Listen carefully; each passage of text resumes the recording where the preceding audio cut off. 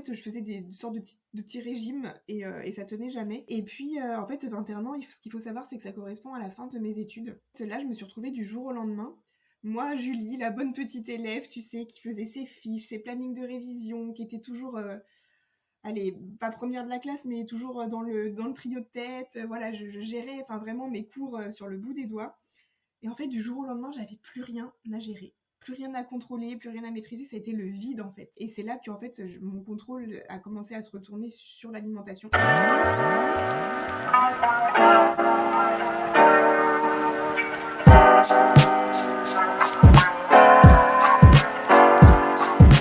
Bonjour ou bonsoir, je te souhaite la bienvenue sur le podcast Éclosion. Je suis Alexandra Portail, naturopathe, utopiste réaliste et fervente défenseuse du cycle féminin. Éclosion, c'est des conseils, des partages, des discussions, mais surtout un endroit où on se retrouve, toi et moi, et parfois avec mon invité, pour un moment en douceur et en toute authenticité.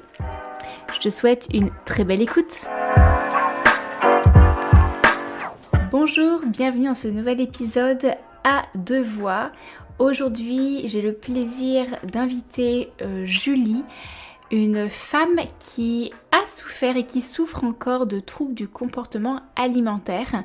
Donc tu as bien cerné le sujet du jour, nous allons parler de son histoire avec les TCA. Bien évidemment, comme toutes les discussions, eh bien nous parlons un peu d'autre chose, ce qui enrichit notre échange. Cet épisode est divisé en deux parties.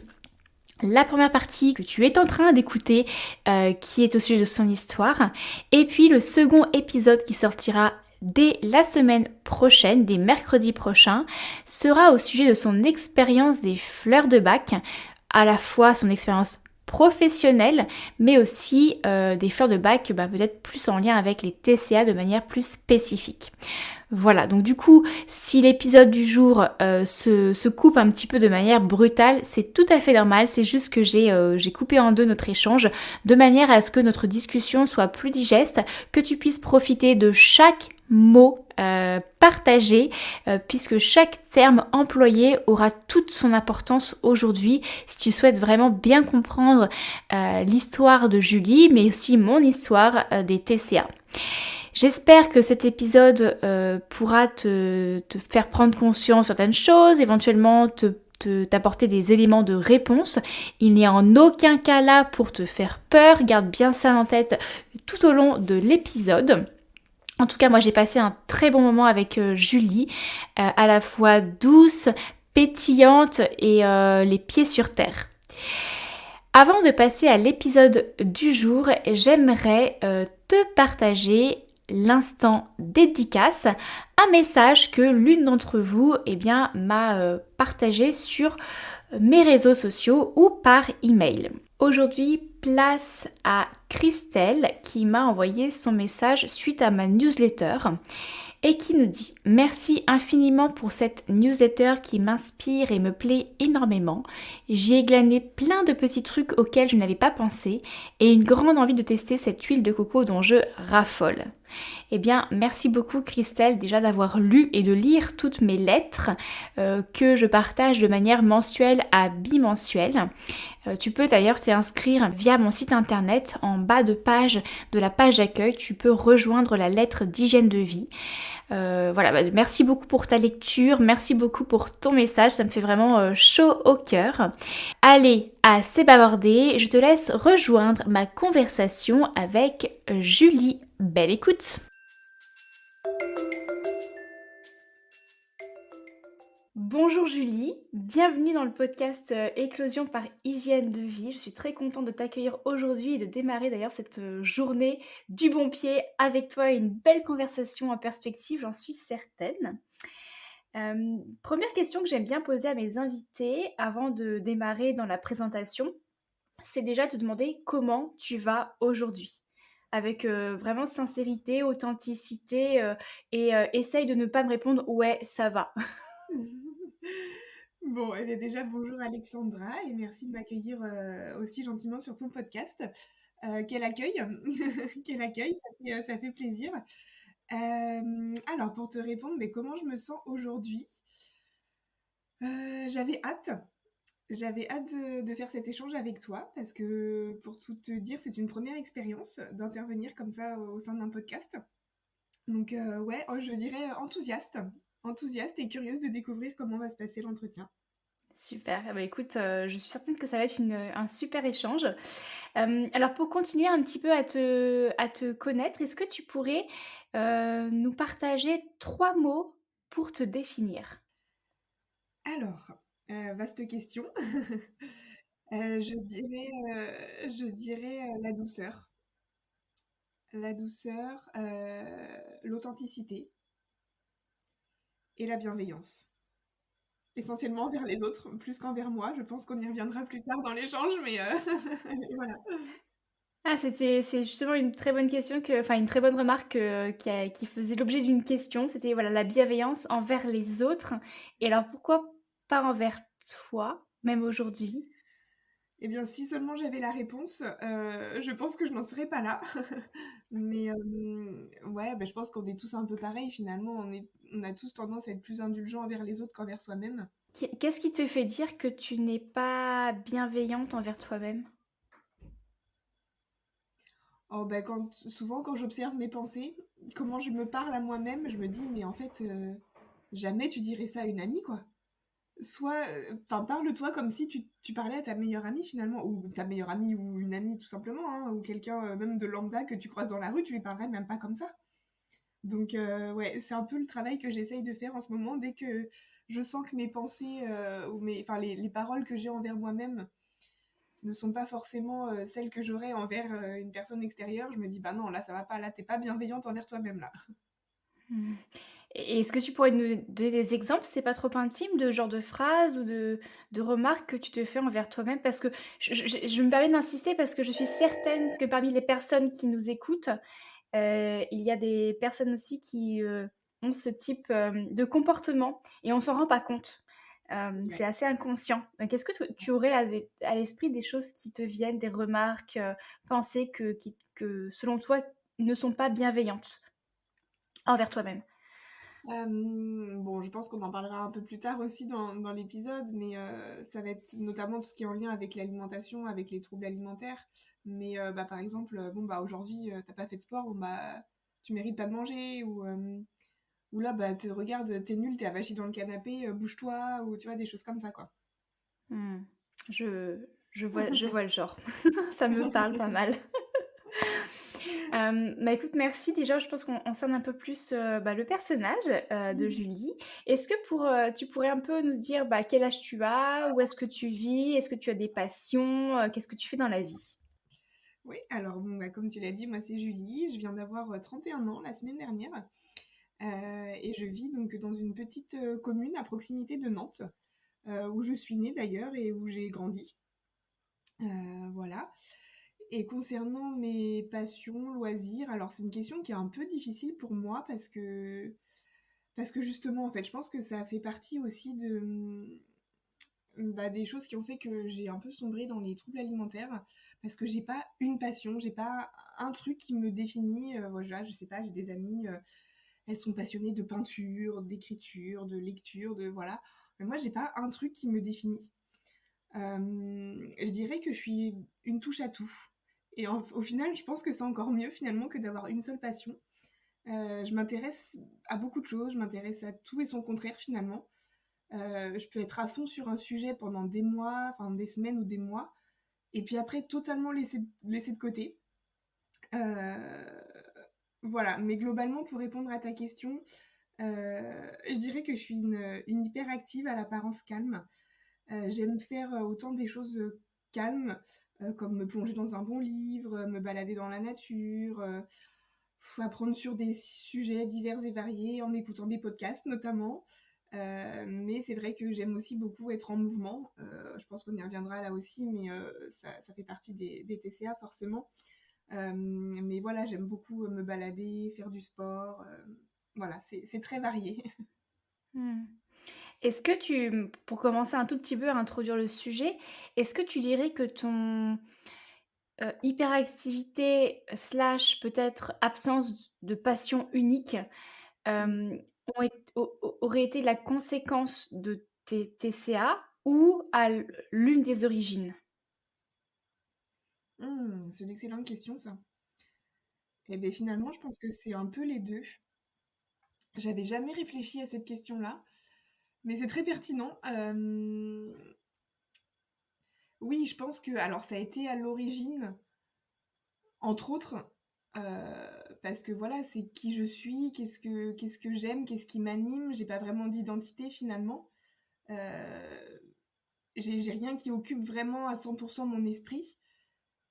Et puis ça a été aussi une des conséquences, enfin, en tout cas quelque chose qui entretient le trouble parce que, bon, on en reparlera aussi, mais ça fait un peu plus de 10 ans là que je suis dans les troubles alimentaires et aujourd'hui, c'est un peu ce qui me définit, tu vois, ce qui me caractérise.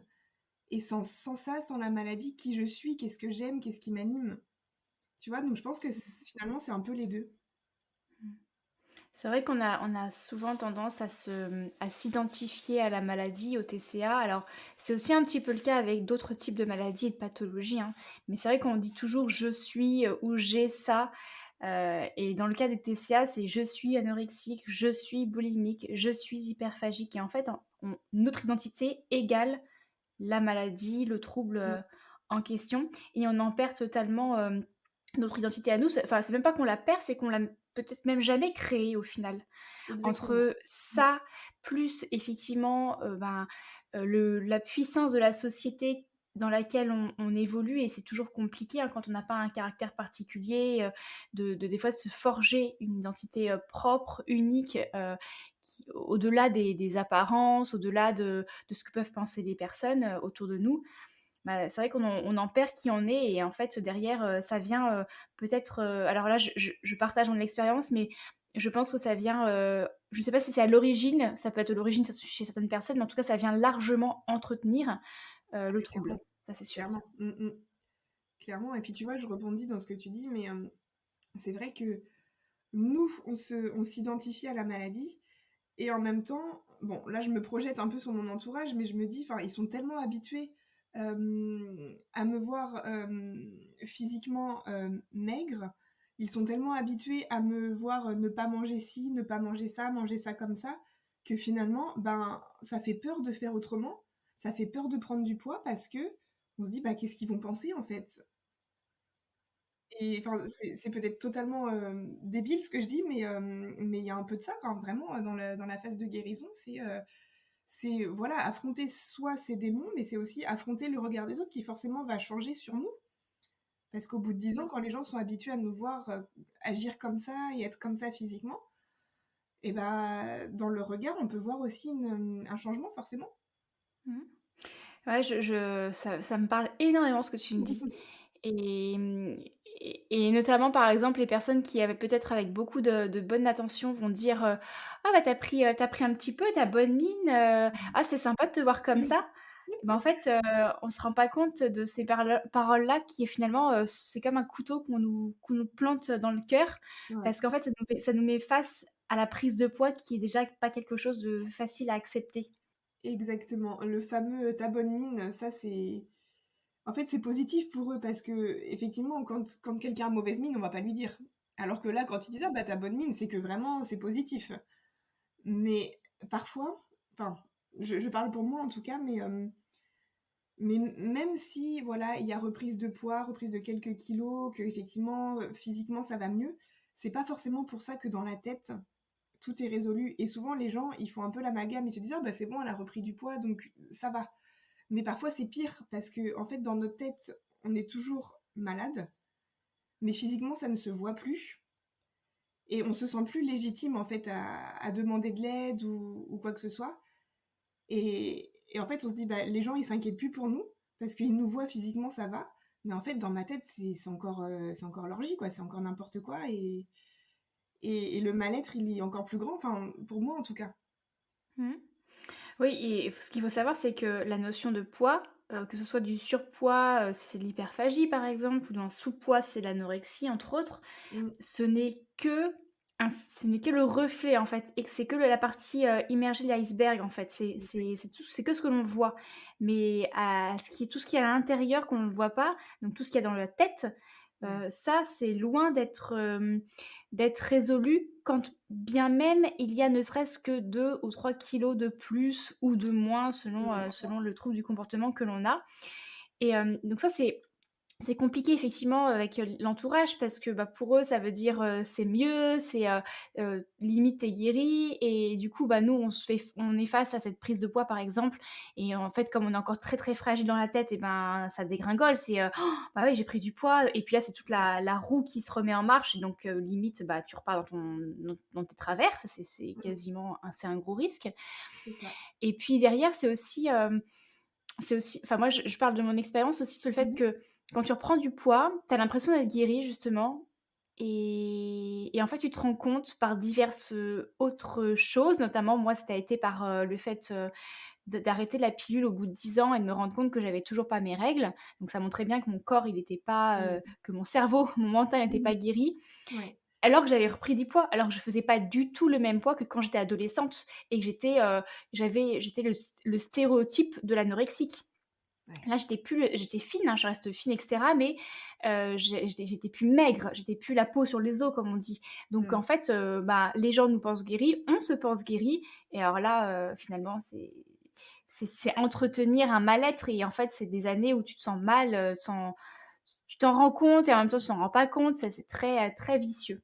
C'est ça, parce que tu te dis: «Bah, c'est bon, j'ai repris du poids, j'ai fait tout ce qu'il fallait et pourtant je suis encore pas en pleine santé, quoi». Même si bon, globalement ça va, mais finalement c'est là aussi, après quand on reprend du poids, qu'on est lucide vis-à-vis de nous, de notre corps, de notre maladie et qu'on se rend compte en fait de tous les dégâts qu'on a causés à notre corps, quoi. Mmh. Et tu parlais du fait de pas forcément être en pleine santé et aussi pleine santé physique, notamment par exemple le cycle ou Oui, d'autres voilà, aspects de la c'est ça. santé et la santé aussi, mentale parce que clairement on n'est pas heureuse pleinement. Ouais. Quand on est encore malade dans sa tête, mais que ça ne se voit plus physiquement, et ben, c'est pire parce que déjà on est mal dans notre peau d'avoir repris du poids. Et en plus, dans notre tête, c'est encore le grand bazar au niveau alimentaire.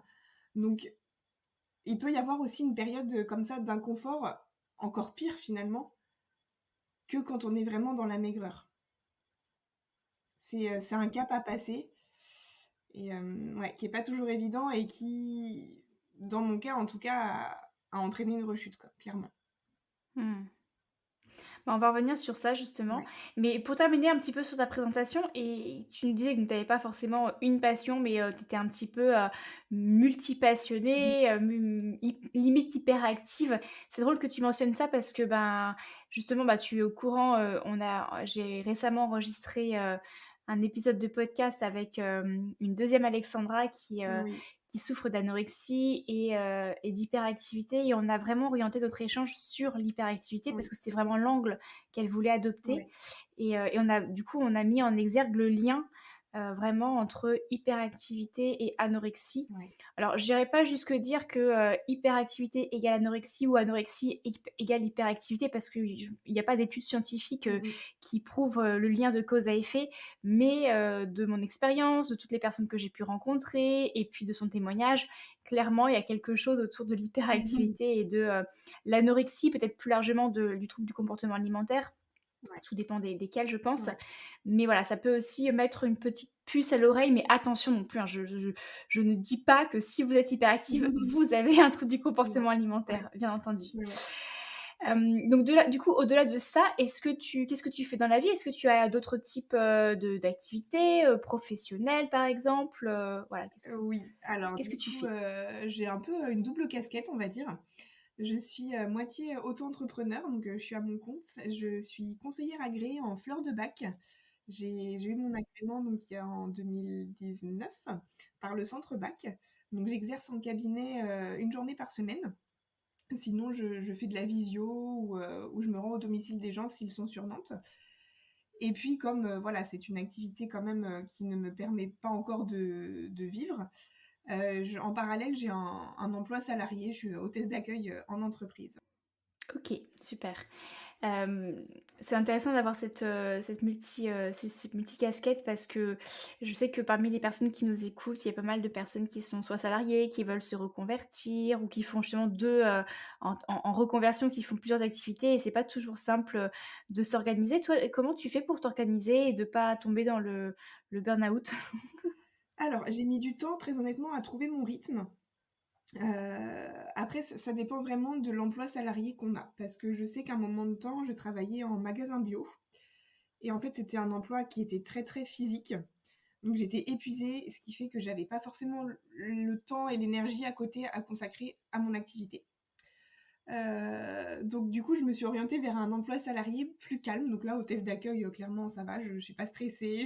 Voilà, je suis sur mon fauteuil, enfin tout l'après-midi, du coup, parce que je travaille l'après-midi. Donc c'est beaucoup moins énergivore, ce qui fait que j'ai plus d'espace mental et plus d'énergie à consacrer à mon activité. Et ensuite, je pense qu'il faut aussi trouver son rythme. Euh, est-ce que je suis en entreprise, par exemple, 3 jours par semaine et le reste du temps, c'est consacré à mon activité? Ou est-ce que, comme moi, là, je fais actuellement, du lundi au vendredi, en fait, je suis tous les après-midi euh, à mon emploi salarié, ce qui fait que j'ai toutes mes matinées à consacrer à mon activité. Tu vois, c'est ça aussi, c'est à chacun de tester finalement le rythme qui lui convient. Hmm. Alors, je vais titiller un petit peu, mais tu Mm. dis le matin, tu es pour ton activité d'auto-entrepreneur, l'après-midi pour ton activité salariée. Et il est où le temps Oui. pour toi? Ouais, alors bon, je dois avouer aussi que je ne travaille pas tous les matins pour mon entreprise, hein, parce que clairement, quand j'ai pas de Ah, rendez-vous, non, non, tu me non, mais quand j'ai rassures. pas de rendez-vous, en soi, j'ai pas grand-chose à faire. Donc non, la matinée en général, c'est pour moi quand j'ai pas de rendez-vous, et puis je finis le soir à 18h. Donc là, 18h, c'est vraiment mon moment pour moi. Je rentre chez moi, soit je vais me balader, ou soit je prends un livre, ou voilà. Et les temps pour ta maison, pour ton logement, pour là où tu habites? Parce que mine de rien, tout ça, ça prend du temps aussi. Ouais, et ben justement, ça en général, je le fais le matin. Hmm, Ouais. ok. Je pose vraiment sincèrement ces questions de manière volontaire parce que clairement, on se rend pas compte à quel point on passe, enfin, c'est multi-activité parce que des personnes qui vont être juste salariées, hein, mais on n'est jamais que salarié, quoi. On peut être salarié, on peut être salarié et auto-entrepreneur pour certaines personnes, et puis derrière, il y a notre rôle de femme, notre rôle Mm. éventuellement d'épouse, notre rôle de maman peut-être, notre rôle de femme ménagère aussi, hein, comme Ouais. il peut y avoir des hommes ménagers, hein, je dis pas le contraire, mais on a quand même, même s'il y a il y a une répartition des tâches entre le couple, si on est en couple, il y a nécessairement des choses à faire dans une maison, dans un logement, etc. Et en fait, on se rend pas compte des fois qu'on est épuisé et on se dit mais c'est bizarre, je fais rien de particulier au travail. Tout de suite on pense au travail. Au travail, c'est pas particulièrement le rush Mm. en ce moment, je comprends pas. Mais en fait, moi quand je m'impose cette réflexion à moi, parce qu'en ce moment par exemple je suis complètement naze. Franchement, en toute honnêteté, moi je suis crevée et j'arrive pas à je me dis mais c'est bizarre. Enfin, je fais pas non plus grand chose, mais j'ai pas l'énergie même mentale. Ouais. Au-delà physique, c'est mental, la motivation.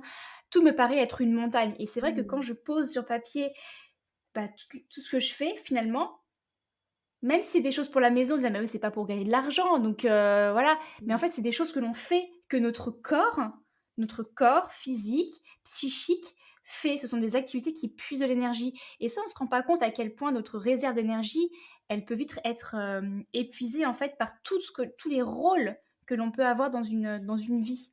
C'est Donc voilà, exactement j'aime ça. bien, j'aime bien faire poser cette question, même à mes clientes Mm. qui se présentent à moi et qui me disent mais je suis crevée Mais tu as ou je raison. comprends pas, etc. Mais T'as raison. Et d'ailleurs, on me fait souvent la remarque en me disant, mais bah, attends, t'es assise toute la journée à ton bureau, t'as pas de stress à ton boulot ni rien, pourquoi t'es fatiguée comme ça? Mais en fait, je pense qu'il y a aussi cette notion de charge mentale, parce que, bon, enfin, personnellement, je cogite beaucoup, et en fait, j'ai le cerveau qui est tout le temps en mode on, quoi. C'est genre, oh, bah tiens, il faut que je pense ce soir à faire ça, oh tiens, faut que je rajoute ça sur ma liste de courses, ou ah ouais, mais alors attends, du coup, faudrait que je me lave les cheveux demain matin. Enfin, tu vois, en fait, c'est cette charge mentale, mon cerveau, il est toujours en boucle, et ça prend une énergie de dingue. Une énergie de dingue. ouais. Du coup, j'aimerais qu'on a commencé un petit peu à en parler, mais j'aimerais qu'on en rentre un peu plus, en profondeur dans ton histoire avec, tes troubles du comportement alimentaire. Oui. Est-ce que tu pourrais nous expliquer déjà de quels troubles, tu souffres ou tu as souffert? Depuis quand? Voilà un petit peu ton cheminement, comment tu en as pris conscience et où tu en es aujourd'hui? Voilà, c'est une question assez large et puis ne t'inquiète pas, je viendrai, poser d'autres questions, Oui, ça entre temps si besoin. va. OK. Alors, donc du coup, moi, les troubles alimentaires, donc comme je disais tout à l'heure, ça a commencé il y a un tout petit peu plus de 10 ans maintenant. Donc ça commence à faire, et on va dire que je suis passée par toutes les phases. Au début, c'était vraiment, de l'anorexie restrictive. Vraiment, j'ai toujours mangé mes 3 repas par jour, mais c'était vraiment, bon, je ne dirai pas quoi parce que je voudrais pas donner de fausses bonnes idées à certaines, personnes qui écouteront, mais voilà, c'était vraiment de l'anorexie restrictive pure.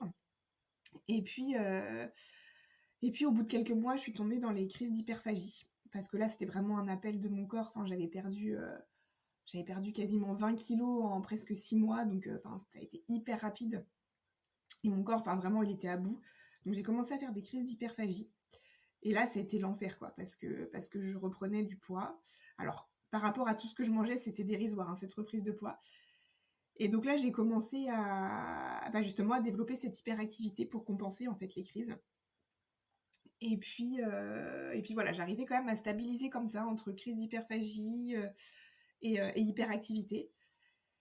Et puis jusqu'au jour où j'ai réussi à me faire vomir. Il y a une crise, enfin voilà, c'était vraiment trop et je me suis dit: «Non mais là, c'est pas possible». Enfin, j'étais vraiment, au plus mal et j'ai découvert comment me faire vomir et là, du coup, j'ai reperdu tout le poids que j'avais repris parce que je me faisais vomir et en plus, je continuais l'hyperactivité derrière. Donc voilà. Et hyperactivité, ça prenait quelle forme quand tu dis hyperactivité? Alors hyperactivité, c'était, essentiellement la course à pied. Je pouvais aller courir, parfois 1 heure et demie, 2 heures après avoir fait une crise pour être, quasi sûre d'avoir éliminé toutes les calories que j'avais mangées, quoi. Et tes crises, elles avaient quelle régularité? À l'époque, je dirais, c'était peut-être, 2 fois par semaine. C'était en fait, Mmh. j'alternais vraiment entre les jours où je mangeais quasiment rien et les crises d'hyperphagie, quoi. Mmh. Alors tu dis que ça fait à peu près 10 ans, là tu as eu 31 ans, donc tu as commencé tes troubles du comportement alimentaire ont commencé, début de ta vingtaine, Ouais. si je me trompe pas, si je fais le bon Oui, calcul, c'est je fais ça. le bon calcul. Ça c'est assez alors je sais pas si c'est assez rare, mais c'est vrai que généralement, les troubles du comportement alimentaire touchent aussi et souvent les jeunes filles, enfin les adolescentes. Ouais. Hem, comment ça se fait que ce c'est arrivé plus tard chez toi? Toi, tu n'as jamais souffert de rien, pas de troubles particuliers pendant l'adolescence, c'est venu vraiment après? Est-ce que tu saurais dire comment c'est apparu, en fait? Petit intermède musical pour te rappeler que ce podcast, réalisé sur mon temps libre, est et restera gratuit, indépendant et sans publicité, sauf la mienne. Alors n'hésite pas à le partager autour de toi en le dorant de 5 étoiles sur Apple Podcasts ou Spotify. Tu peux aussi le soutenir pour la somme d'une infusion sur mon compte Tipeee. Merci à toi et je t'invite à reprendre le fil de notre discussion. Ouais, alors c'est souvent la question qu'on me pose parce que ouais, enfin 21 ans, c'est «tard» entre guillemets pour développer ce genre de pathologie, mais en fait, ce qu'il faut savoir, c'est que j'ai toujours été très, très mal dans ma peau. Déjà, même avant mes 10 ans, déjà, je me souviens, j'étais mal dans ma peau parce que j'ai été formée très, très tôt.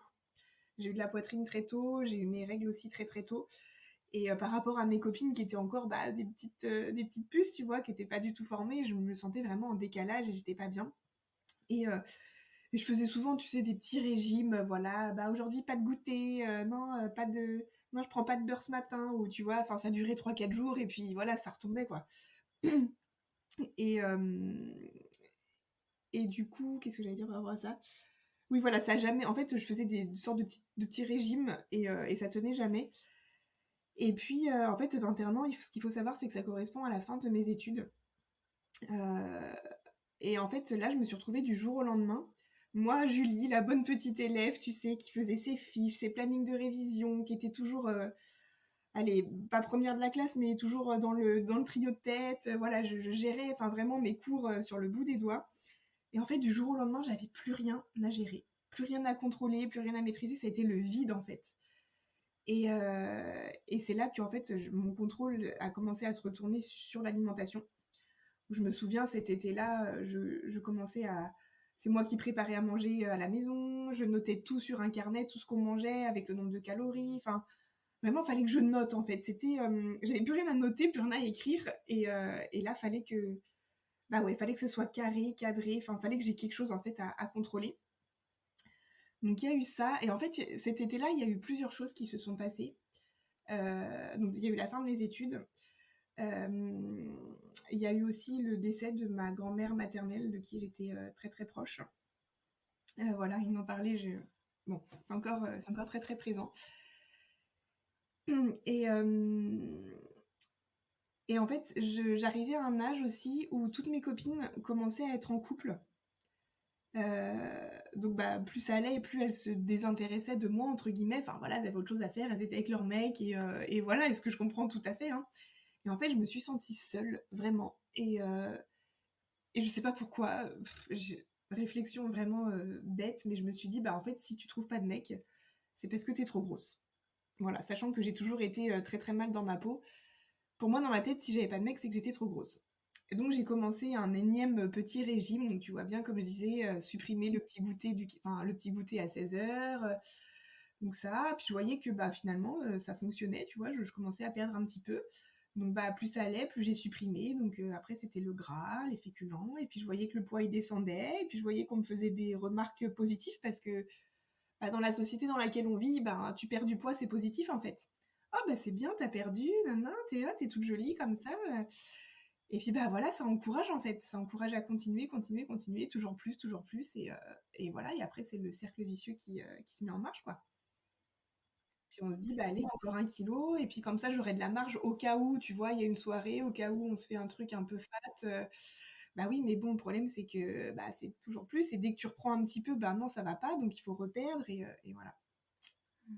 Ouais, c'est toujours dans le au cas où il se passe quelque chose, j'ai un peu de marge devant moi comme ça, la marge de Exactement, sécurité, mais en fait, cette marge de sécurité qui ne fait que grandir et qui devient un exactement. gros fossé, en fait.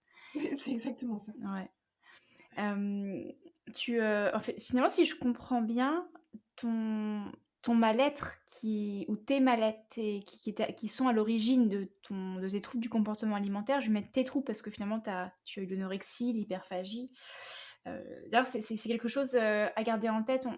Quand on souffre de TCA, on souffre rarement d'une forme de TCA. Mmh. Il y a toujours des choses qui sont entremêlées puisqu'il y a des effets compensatoires qui se mettent en place, parce que derrière, dans le processus de guérison, on peut aussi derrière se rediriger vers, par exemple, l'orthorexie. Enfin voilà, il y a pas mal c'est souvent plein de choses, différentes. Mais en tout cas, si je comprends bien quand même, ton mal-être, avait été présent bien avant que Oui, ça prenne forme, le TCA arrive. c'est ça.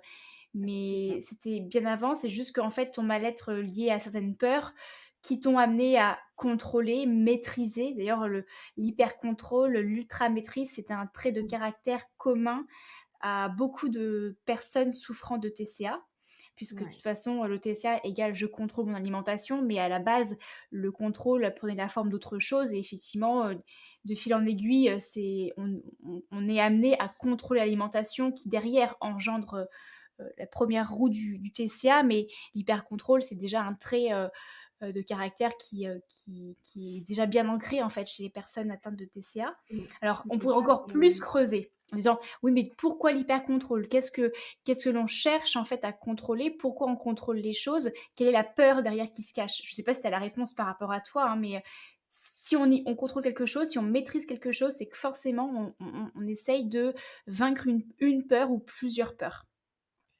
ouais, c'est cette insécurité permanente finalement que je ressens au fond de moi. C'est comme si en fait j'avais rien à quoi me raccrocher.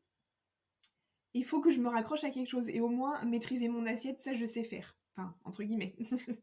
Voilà, ouais, c'est comme pour, c'est un leurre finalement de pouvoir contrôler quelque chose, parce que la vie, on la contrôle pas en fait. voilà, les imprévus, comment va se dérouler ma journée, tout ça, à quelle heure, comment, avec qui, on peut pas prévoir, en fait. Et ça fait peur et j'arrive pas à déterminer pourquoi ça fait peur. Et du coup, ben, contrôler ça, mon activité physique, mon assiette, ça, je peux faire, entre guillemets. Donc voilà, je me raccroche à ça. Et je reviens sur la notion d'hyperactivité, parce que quand je t'ai demandé les différentes les formes que ça prenait chez toi, tu m'as parlé de la course à pied. Donc c'est vrai que souvent le sport, c'est ce qui revient comme effet compensateur parce Ouais, que c'est une sorte d'activité qui en plus nous fait dépenser pas mal de calories. Donc comme on cherche à compenser éventuellement des prises alimentaires, bah, le sport arrive dans les premières activités à faire.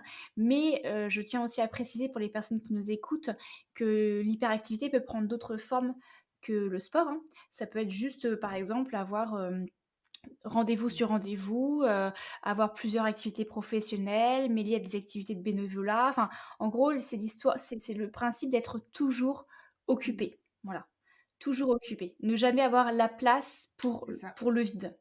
Ça, c'est de l'hyperactivité, en Le vide, fait. c'est Surtout si exactement au bout ça. d'un moment, ça nous épuise.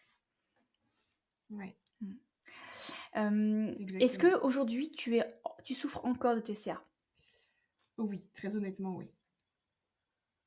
Ouais, ouais, Et aujourd'hui, tu en es où exactement? Ça veut dire, tu en es où par rapport à ton alimentation? Est-ce que c'est de l'hyperphagie, de l'anorexie? Est-ce que c'est autre chose? Tu en es où par rapport à ta tête, ton mental, ton bien-être mental? ouais. Comment tu le vis aujourd'hui, du haut de tes 31 ans? Alors aujourd'hui, donc ce qu'il faut savoir en fait quand j'ai commencé à m'intéresser, à tout ce qui était, naturopathie parce que oui, je l'ai pas dit tout à l'heure, mais, effectivement j'ai passé aussi mon diplôme de naturopathe, enfin ma certification de naturopathe et en fait à l'époque, ça m'a beaucoup aidée à réintégrer toutes les catégories d'aliments. Donc, les féculents, le gras, voilà donc ça déjà aujourd'hui je fais des repas complets. Maintenant tu le mentionnais tout à l'heure, il y a cette idée aussi d'orthorexie, donc cette idée de manger le plus sain possible, enfin le plus sain, entre guillemets, hein, enfin c'est de considérer certains aliments comme sains et d'autres comme pas sains et voilà, de manger uniquement les aliments qui sont dans la colonne de sains, voilà, entre guillemets. Et, et en fait, alors au début, ça m'a aidée. Et puis finalement, je me suis vite rendu compte que ça me. Comment dire? Que ça faisait perdurer le trouble parce que oui, je remangeais du gras, mais voilà, c'était du gras en mode. Oui, donc de l'avocat, des noix, tu vois, des bonnes huiles, des choses comme ça. Mais par contre, le beurre, la crème fraîche, bah non, en fait. Donc finalement, le trouble, il était encore là. Mais ça m'a quand même permis de tout réintégrer. Et donc ensuite, j'ai été hospitalisée pendant 2 mois, il y a un tout petit peu plus de 2 ans. Et là, ça m'a mis en face de tout ça parce que clairement, on va pas se mentir, la bouffe de l'hôpital, c'est loin d'être du healthy, du naturo, tout ce qu'on veut.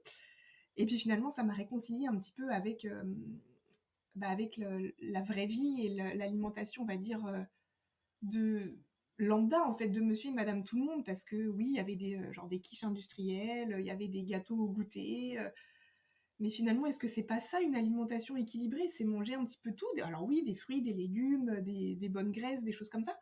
Mais c'est aussi se faire plaisir si on en a envie avec un petit gâteau, avec des petites choses un peu plus industrielles. Et c'est ça en fait l'équilibre alimentaire. Donc aujourd'hui, j'ai réussi voilà, à remanger globalement de tout. Et à ne plus tout faire 100% maison, 100% sain, 100% bio, voilà. Donc ça, c'était une première étape.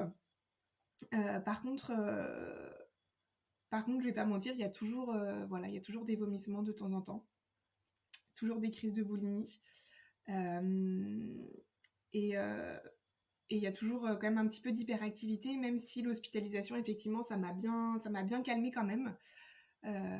Voilà, il y en a toujours un petit peu, enfin, d'hyperactivité physique, j'entends. Il y en a toujours un petit peu, mais j'ai clairement beaucoup diminué, ouais.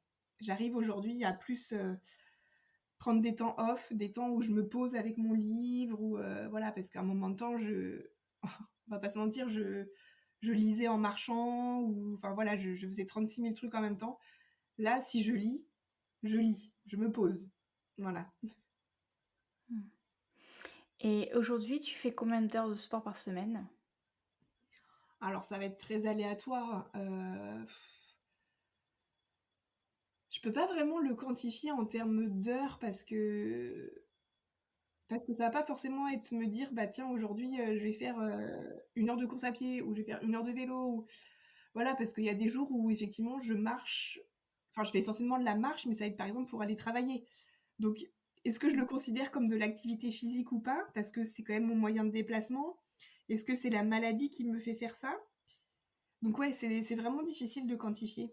Ma question est très provocatrice, hein, parce que clairement, ce serait beaucoup trop simple de se dire: «Je fais X heures de sport par semaine, donc je suis dans l'effet compensatoire d'un éventuel TCA». Ça ne fonctionne pas comme ça.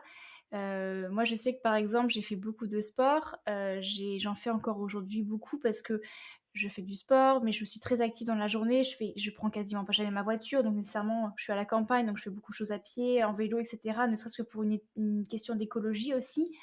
Je suis beaucoup dans le jardin et cetera, Oui. donc mon corps est beaucoup en mouvement. Par contre, je ne considère pas, souffrir de TCA comme j'en souffrais avant. Donc c'est trop simple, hein, de se dire, «Je fais tant d'heures ou tel sport, donc je souffre de TCA». Par contre, la question, elle est provocatrice parce qu'elle mérite d'être posée et pour toutes les personnes qui nous écoutent, elle mérite que vous oh là là, je vais pas réussir. Que vous posiez cette question, voilà. On va y aller plus simplement.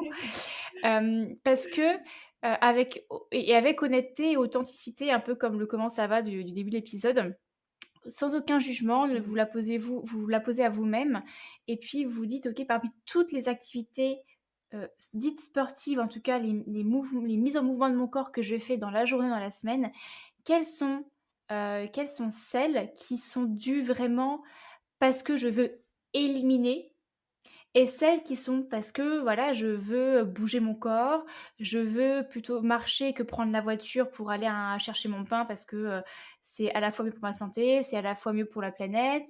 Voilà et en fait, c'est juste plutôt que le nombre d'heures qu'on fait par semaine de sport, c'est avec quelle intention on fait nos activités, en fait et c'est ça qui fait toute la différence. Dans les troubles alimentaires, souvent, bah, le contrôle, il est aussi, sur la notion de chiffre, en fait. Ça va être, il y en a, ça va être le nombre de pas qu'elles font par jour.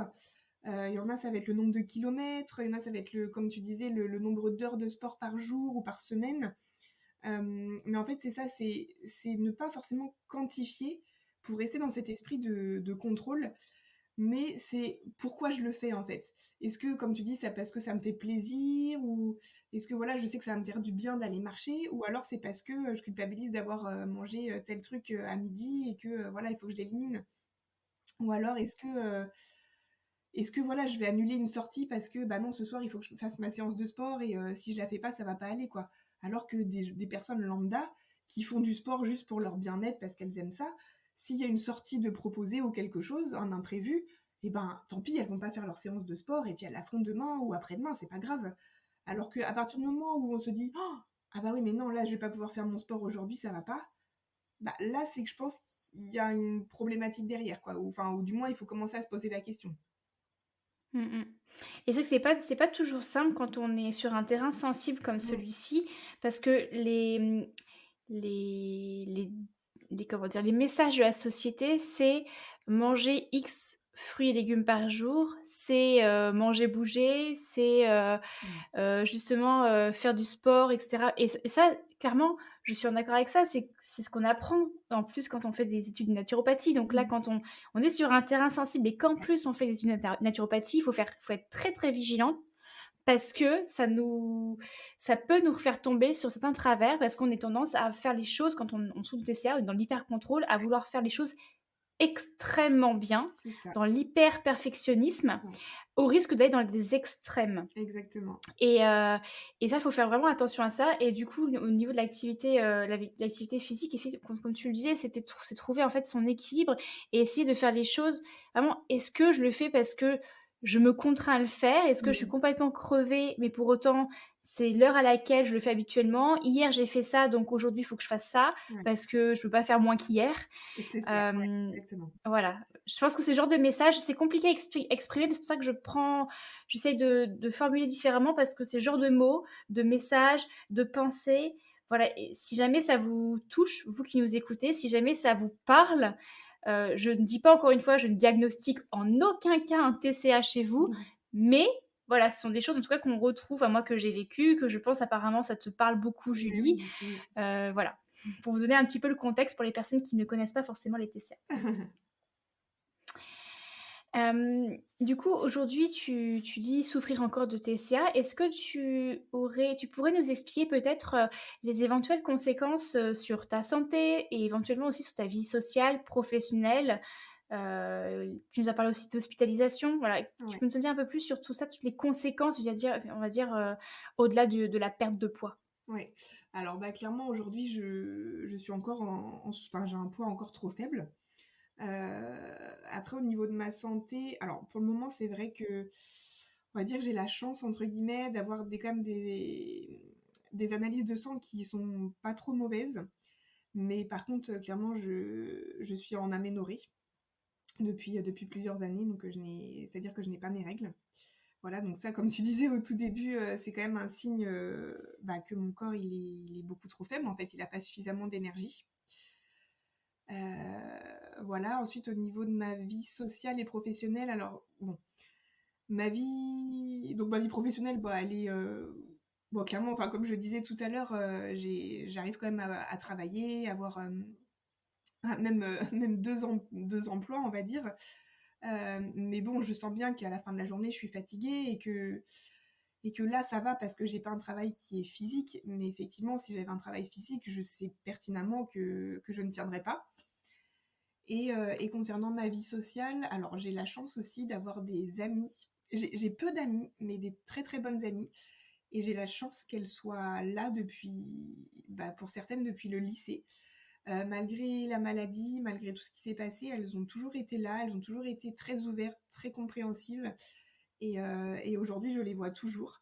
Alors certes, ma vie sociale pourrait être beaucoup plus riche et beaucoup plus épanouissante si le TCA n'était pas là, mais je ne me sens absolument pas isolée. Voilà. Et au niveau des différents examens, tu nous as parlé de bilan sanguin. Ouais. Alors c'est vrai que le bilan sanguin, c'est toujours un petit peu compliqué à interpréter, notamment chez des femmes qui sont anorexiques, mais potentiellement qui ont repris du poids, donc elles sont plus dans le stéréotype physique de l'anorexique. Peut-être sont plus dans l'équilibre alimentaire, comme tu disais, orthorexie. Donc forcément, les bilans sanguins sont plutôt bons, mais ça ne veut pas dire, comme on le dit au tout début, que la personne est guérie. Donc c'est toujours un petit Exactement. peu... Voilà, les Ouais. bilans sanguins, c'est pour venir vérifier qu'au niveau physiologique, il n'y a pas forcément il n'y a pas de carence. Et déjà, c'est une très bonne chose à vérifier. Ouais. Mais dans un cas d'aménorrhée, par exemple, eh ben, on peut très bien avoir des bilans sanguins plutôt bons. Mais rester en aménorrhée parce que ben, le cycle menstruel n'est pas que régi par un équilibre nutritionnel, beaucoup, mais pas que, loin de là. Tu nous as parlé également donc du coup d'hospitalisation. Je ne sais pas si c'était en lien avec les TCA ou ou Oui, complètement autre oui, chose. j'ai été hospitalisée dans un service spécialisé dans les TCA, ouais. D'accord, ok. Est-ce que tu as fait d'autres types d'examens médicaux depuis ces 10 ans? Non, bah là, je dois passer justement au mois d'août une ostéodensitométrie, je crois que ça s'appelle. Oui, Voilà, pour voir un oui. petit peu où en sont mes os, puisque, bah, comme je l'ai dit, je suis en aménorrhée, donc j'ai pas mes règles. Et qui dit pas de règles, dit pas de fixation du calcium sur les os. Donc voilà, pas d'œstrogène. Donc vérifier un petit peu l'état de mes os, quoi. Mais voilà, pour le moment, j'ai pas encore, je l'ai pas encore passé, donc j'ai pas encore les résultats. Mais j'avoue que j'appréhende un petit peu quand même. Bon, c'est toujours les examens comme ça, on appréhende, mais c'est important de les passer pour avoir Mm. une vision en fait à l'instant T.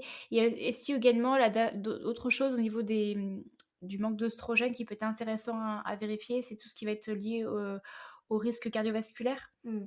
puisque les oestrogènes participent au bien-être, on va dire, cardiovasculaire.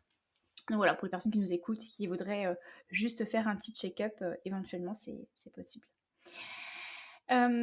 Pour terminer sur un message un peu plus, avant de passer sur un prochain chapitre, mais pour terminer sur un message peut-être un peu plus positif, avec le recul, est-ce que les TCA, toute cette période-là, t'a apporté quelque chose? Est-ce que voilà, ça t'a amené quelque chose en particulier? qu'est-ce que tu en retirerais? Ouais. Alors, c'est intéressant comme question aussi. Je pense qu'on vit jamais les choses, par hasard. On a forcément toujours quelque chose à retirer de nos expériences et dans mon cas, ce que m'a apporté le TCA, c'est vraiment, essayer d'être plus à l'écoute de moi, de mes émotions. Ça m'a aussi appris à communiquer, notamment avec, mon entourage, avec ma famille, parce que ça a été très, très compliqué au début de la maladie et voilà, apprendre à communiquer, à dire les choses, à dire ce qui se passe pour moi et pas tout garder en fait, à l'intérieur. Ça m'a aussi, bah, permis de faire un gros travail sur moi, un gros travail, comme on dit, de j'aime pas trop ce mot-là, mais de développement personnel. Voilà, essayer de comprendre qui je suis, qu'est-ce que j'aime, c'est venu aussi pointer les blessures que j'avais à réparer, à guérir. Voilà, on parle beaucoup de tout ce qui est blessures d'abandon, blessures de rejet, blessures de trahison. Puis je sais plus, il y en a d'autres, mais voilà, c'est venu mettre ça aussi en lumière. Donc aujourd'hui, ben, j'ai mis des mots sur tout ça. Donc maintenant, ça fait son chemin, c'est en voie de guérison. Euh, voilà, c'est déjà pas mal, je pense. Oui, c'est déjà beaucoup. Mm.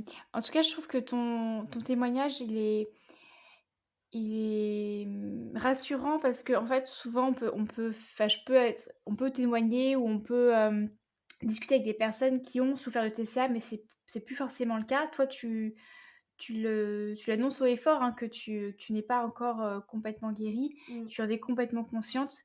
Pour autant, tu vis et j'ai l'impression, vu ton sourire, que tu vis, tu profites quand même de la vie et tu es vraiment sur le chemin qui te permet, chaque jour qui passe, d'en profiter toujours un peu plus. Donc il y a pas je pense que le message qu'on peut retenir, c'est qu'il y a pas un mode on-off, on, je souffre de TCA et tout va mal et off, j'en souffre plus et tout va bien. Exactement. C'est vraiment bien plus subtil que ça et on peut tout à fait, mettre des années, des dizaines d'années à se sortir d'un trouble du comportement alimentaire, mais ça veut pas dire qu'on est complètement malheureux, et au fond du trou pendant toutes ces années. Non, après, je voudrais rebondir là-dessus, c'est que il faut pas non plus rester justement dans cet entre-deux où oui, ça va, oui, j'ai une vie sociale, oui, bon, j'ai un travail, que ça va à peu près, mais bon, le TCA est toujours là quand même. Et il faut pas se conforter non plus dans cet entre-deux, justement. Enfin, je sais pas si tu vois ce que je veux dire, mais Oui, oui. voilà, parce qu'effectivement, oui, il y a certaines personnes qui sont dans le TCA, qui sont dans le tout noir, euh, voilà, où rien ne va, elles sont isolées, toutes seules, voilà. Il y en a qui sont clairement dans le déni aussi, et non, non, mais tout va bien, tout va bien. Oui, moi je le dis, mais je le dis avec un grand sourire. En fait, mon problème moi aussi, c'est que oui, j'avoue que je suis encore dans les TCA, mais je le dis avec un grand sourire. Donc en fait, il y a un paradoxe aussi où ça pourrait être pire, donc je me dis, bon, bah finalement, ça va. Mais en fait, bah, cet entre-deux, il n'est pas forcément confortable non plus, et faut pas que ça devienne chronique, j'ai envie de dire. Voilà. C'est oui, je suis en chemin. Voilà, je préfère dire ça et je préfère me projeter en me disant que ça peut encore aller mieux en fait. Et pas me conforter dans oui, bon bah c'est bon, oui, clairement j'ai avancé, mais voilà, c'est pas encore suffisant. Mmh. Ah, je comprends ce que tu veux dire. C'est Merci pour, finalement ce petit rappel à l'ordre parce que c'est ce qui aussi peut faire durer le TCA trop longtemps Mais c'est ça. et notamment, creuser, bah, c'est le cas pour soi, une aménorrhée qui pourrait devenir, très longue parce que, pensant être guérie, mais en même temps, être plus confortable, mais tu n'es pas vraiment guérie. Enfin voilà, Mm. c'est un peu après le chat qui se mord la queue. Ouais, et c'est le piège quand ça devient chronique justement parce que clairement je pourrais vivre toute ma vie comme ça. Enfin, je veux Mmh. dire, voilà, je trouve un équilibre entre vie sociale, TCA, travail. Voilà, j'essaye de jongler un petit peu en trouvant mon équilibre. À quel prix, voilà. Mais non, en fait. Non, non, je ne veux pas rester dans cet entre-deux. Donc, je préfère le dire avec le sourire parce que pour moi, ça sert à rien de tirer la tronche. Voilà, ça fera pas plus avancer les choses. Donc, autant voir les choses avec le sourire, voir le positif. Mais il faut être conscient que voilà, il y a encore du travail à faire. Alors maintenant que nous avons, bien, discuté de ton histoire, des troubles du comportement alimentaire, j'aimerais que l'on, passe à une seconde partie, à savoir, ce que tu as mentionné au début de l'épisode, ton expertise, des fleurs de bac. Et voilà, nous arrivons à la fin de cette première partie dédiée à l'histoire des TCA de Julie. Si tu souhaites écouter la suite de l'épisode où nous parlons des fleurs de bac, comment elle les a découvertes, comment elle les utilise au jour le jour et comment elle les conseille également de manière générale et plus spécifiquement en cas de TCA, eh bien reste bien connecté car ce sera le sujet de l'épisode de la semaine prochaine. Je te dis à très vite et surtout passe une très belle journée, soirée ou après-midi. À bientôt. Ciao.